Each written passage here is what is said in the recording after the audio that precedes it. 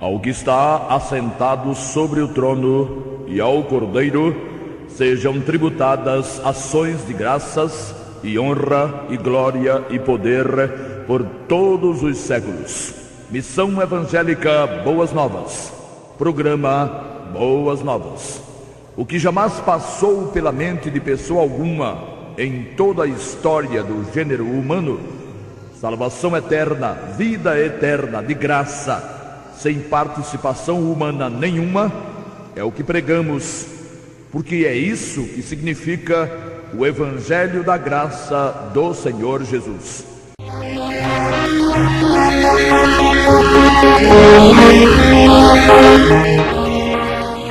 O auditório mantém silêncio absoluto. No centro do palco, o maestro, empunhando a batuta, tem os braços levantados, pronto para ordenar o início do concerto. Na orquestra, instrumentos totalmente afinados e músicos na expectativa para a execução da sinfonia que um dos grandes nomes da música clássica compôs há muito tempo atrás. O maestro sinaliza e o espetáculo começa.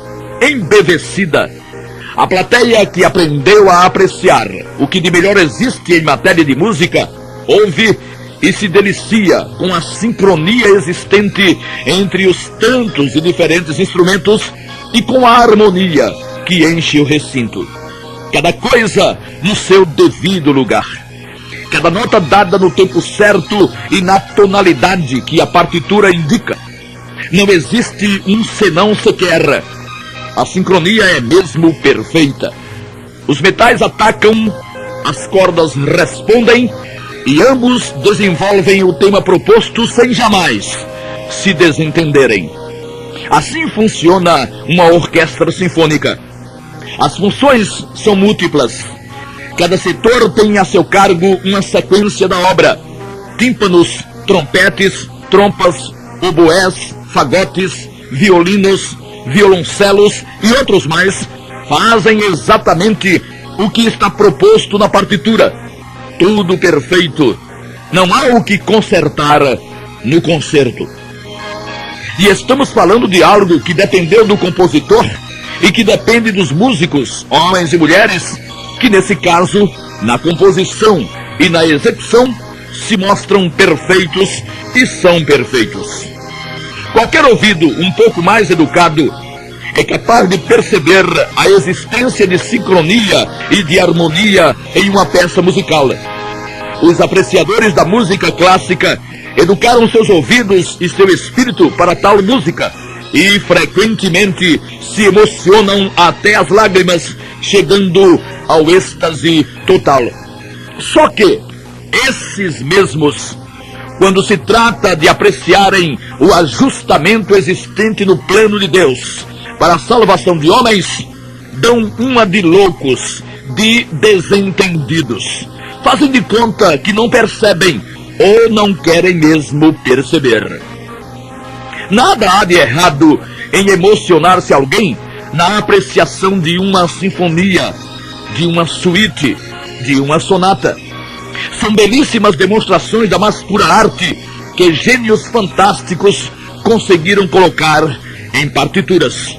O que não dá para entender é que pessoas com esse grau de sensibilidade não consigam compreender, mesmo lhe sendo mostrado, existir união perfeita e infinitamente mais importante entre a proposta de Deus para a salvação de pecadores e a execução do que fora proposto. Se existe beleza em uma orquestra sinfônica na execução de uma obra, e existe, muito mais beleza existe na obra perfeita do Senhor Jesus, cumprindo magistralmente todos os desígnios do Altíssimo.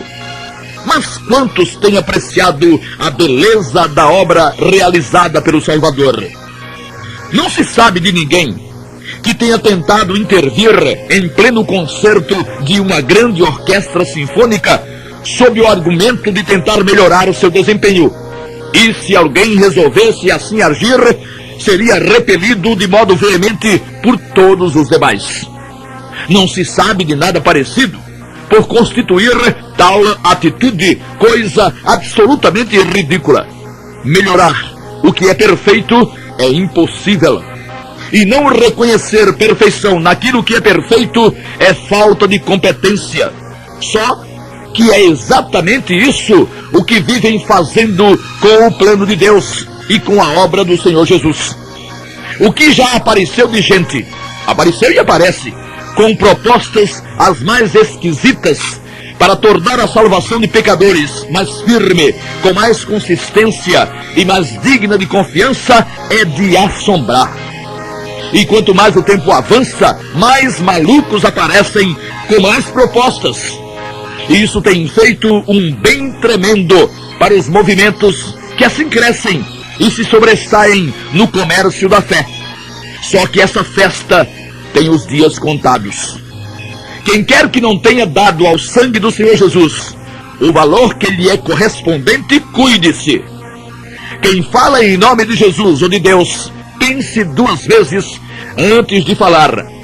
Entretanto, pelo que se ouve, se vê e se lê, o que parece é que muitos nem pensam em pensar. Dizem o que lhes dá na telha, achando que o Santo Espírito os orientará e fornecerá unção na hora. Para certas afirmações, todavia, se alguma unção estiver existindo, não é do Santo Espírito. O Senhor Santo Espírito não haveria de se contradizer. Ele não revelaria o que revelou no Novo Testamento, por exemplo, para depois sair distribuindo revelações confrontantes ou em sentido contrário. A única proposta de Deus para os que, pecando, se tornaram seus inimigos, foi recebê-los em plena e absoluta paz, se tão somente se abrigassem debaixo do sangue do Salvador, invocando-o. Fora disso, Deus não propôs nada a ninguém. Propor o quê? Se dada a lei, ninguém foi capaz de satisfazer suas exigências. Verdade é que alguns judeus e outros metidos a judeus vivem tentando. Só que vão viver e morrer tentando, mas cumprir nada. Outros, adulterando e falsificando o que Deus propôs, têm pregado a existência de alguma coisa como quem crer e obedecer será salvo. São adulteradores da mensagem da cruz, que para respaldarem sua imensa vaidade e seu orgulho tolo, acrescentaram a afirmação do Salvador: quem crer será salvo, mas o obedecer, como se fossem capazes de praticar a obediência requerida por Deus lá nos idos do Velho Testamento. Esses propõem uma reforma nas palavras do Senhor. É como se o Senhor não houvesse dito o correto, o justo, a verdade, e tivesse precisado do reparo dessas belezas, com o acréscimo do verbo obedecer. Sem falar em outros, incrédulos no poder do sangue e extremamente vaidosos no aspecto espiritual, que vivem dizendo que o alfabeto de Deus não começa com A, B, C, D, mas com O, B, D, C. E lá vai um maluco qualquer intervir na condução que o maestro está dando à orquestra, sendo ele um exímio condutor e um virtuoso, ou seja, alguém que desempenha com absoluta perfeição a tarefa proposta. O plano da salvação, escrito e orquestrado por Deus, o Pai, e executado pelo Filho amado, sem uma só nota dissonante, quer dizer, sem uma única falha, não permite ao ouvinte senão unicamente ouvir. E ouvindo, se embevecer, se deliciar, se emocionar, se enternecer, quedar-se abismado diante de tamanha perfeição, de harmonia tão sublime, de sincronia tão impressionante. Acrescentar o quê? Ajudar? Ajudar como? Melhorar? Melhorar de que modo? E aperfeiçoar? Mas o que é perfeito pode ser aperfeiçoado?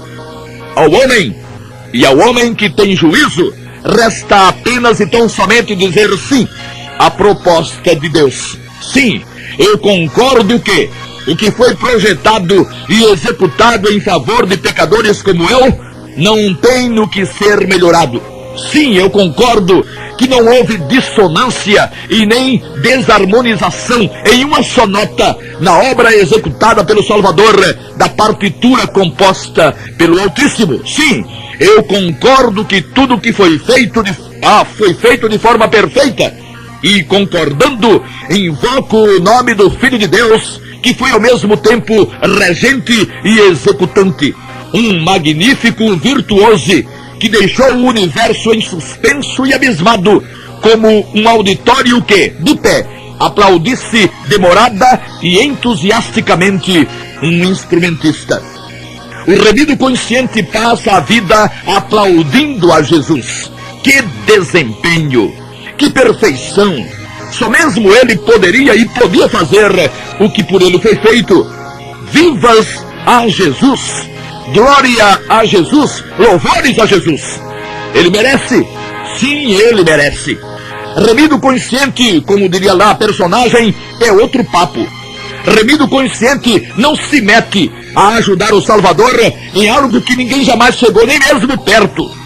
Remido consciente, tendo consciência, ele é consciente, tendo consciência de que tudo já foi feito, quer dizer, nem sequer está sendo feito, mas já foi feito, já foi totalmente executado, descansa, o remido consciente descansa alegre, feliz e em completa paz.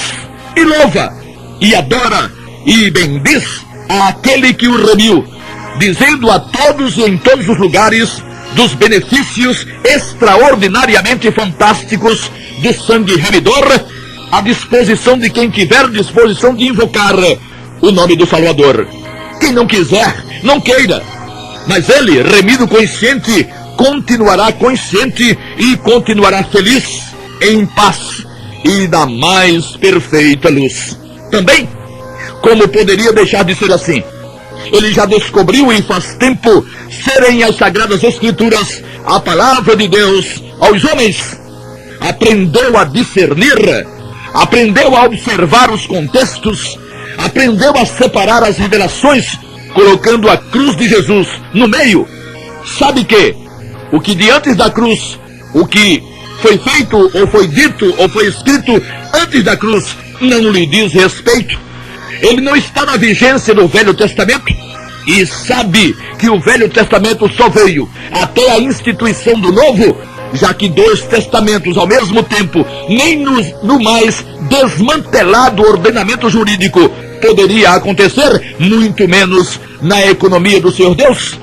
E aprendeu o remido consciente, examinando as revelações dadas pelo Santo Espírito depois da cruz, depois da execução da partitura de Deus pelo Cordeiro Eterno, que não sobrou para ele, remido, nenhuma nota, nem mesmo uma semifusa, a nota de menor valor entre todas as notas de uma partitura, para que ele, remido, executasse. Não sobrou nada para ser feito. Nenhuma só nota deixou de ser tocada pelo executante da obra de Deus para a salvação de pecadores. O Salvador salvaria pecadores. E pecadores são pecadores, destituídos da glória de Deus. Não interessa se ao pecarem tinham ou tiveram a intenção ou não. Pecador é pecador e acabou.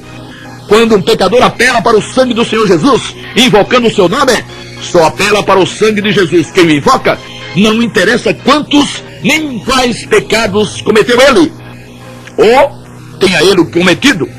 No contrato firmado entre Deus e o Senhor Jesus, ficou acertado que, em sendo a obra redentora executada com perfeição, não existiria imperfeição que ela não conseguisse anular. Muito bem, a obra foi executada com perfeição. Então, qual a imperfeição que resistiria aos efeitos do sangue remidor? Ouçamos o apóstolo Pedro.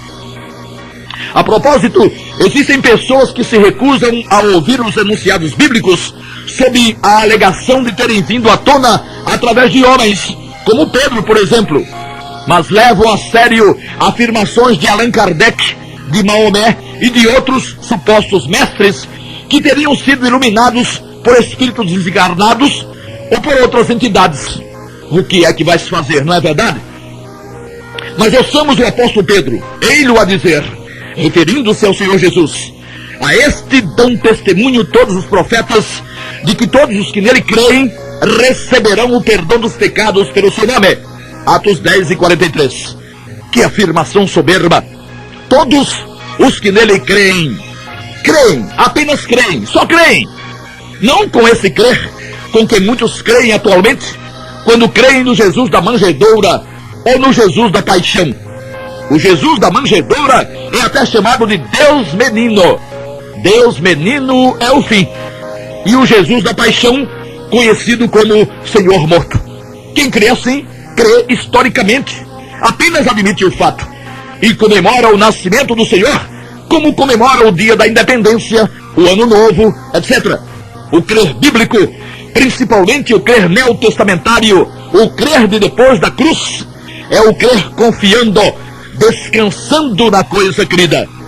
Quem creu desse modo, não vive mais procurando amparo em Maria, na guarda de um andamento, em uma oração feita, e nem vive imaginando que seu viver, em sendo um viver virtuoso e perseverante, tenha alguma coisa a acrescentar ao que o Senhor Jesus executou na cruz. Todos os que confiaram no Senhor Jesus, no poder do seu sangue, na virtude de seu sacrifício, e o invocaram como Salvador e para Salvador, tiveram todos os seus pecados perdoados. Todos, os de antes, os de agora e os de depois, até o fim da vida no corpo carnal. Quem planejou a salvação dos pecadores foi Deus. E estabeleceria Deus, aquele em que está toda a sabedoria, um plano que não contemplasse o perdão de todos os pecados de quem invocasse o nome do Salvador? Se perdão virasse apenas ou visasse apenas os pecados cometidos até a conversão, por quanto tempo permaneceria o tal salvo, se todos pecamos mesmo depois de remidos? O que faríamos com a declaração do apóstolo João, que escreveu: se dissermos que não temos pecado, enganamo-nos a nós mesmos e não há verdade em nós. 1 João 1:8. À guisa de esclarecimento, informamos que ekone, a flexão verbal grega traduzida por temos, está no presente do indicativo, ação atual. Se dissermos que não temos pecado agora, presentemente, somos mentirosos. E se pecássemos agora e pecamos, e a culpa do pecado cometido agora já não tivesse sido posta sobre o Senhor Jesus, aconteceria que, toda vez que pecássemos, voltaríamos à condição de perdidos. E como ficaria a coisa? Salvo e perdido? Salvo e perdido? Salvo e perdido? E não é assim que muitos vivem. Até repetem um Pai Nosso: perdoa-nos as nossas falhas ou os nossos pecados, e etc e tal. Se alguém precisa ainda de perdão, é porque ainda está perdido, ou existe uma outra conclusão. Se alguém está com fome, é porque não comeu. Se alguém está com sede, é porque água não bebeu. E precisa ser um gênio para chegar a conclusões tão óbvias. Se alguém pede perdão, é porque reconhecer precisar de perdão, tacitamente, está também reconhecendo a condição de perdido. E o que fez o sangue de Jesus na existência de tal pessoa?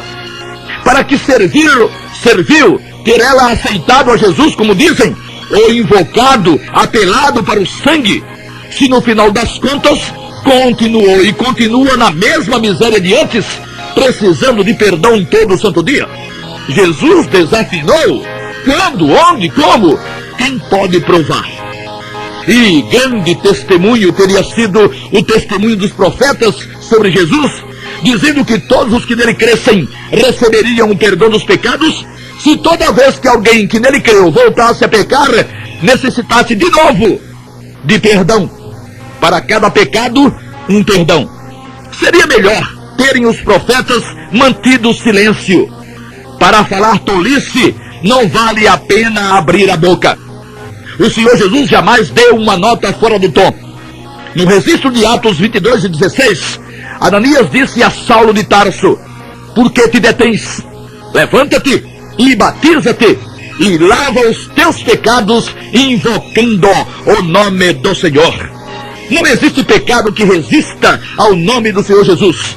Não existe também nenhuma recomendação nas Escrituras e depois da cruz para que um remido peça, suplique ou corra atrás de perdão.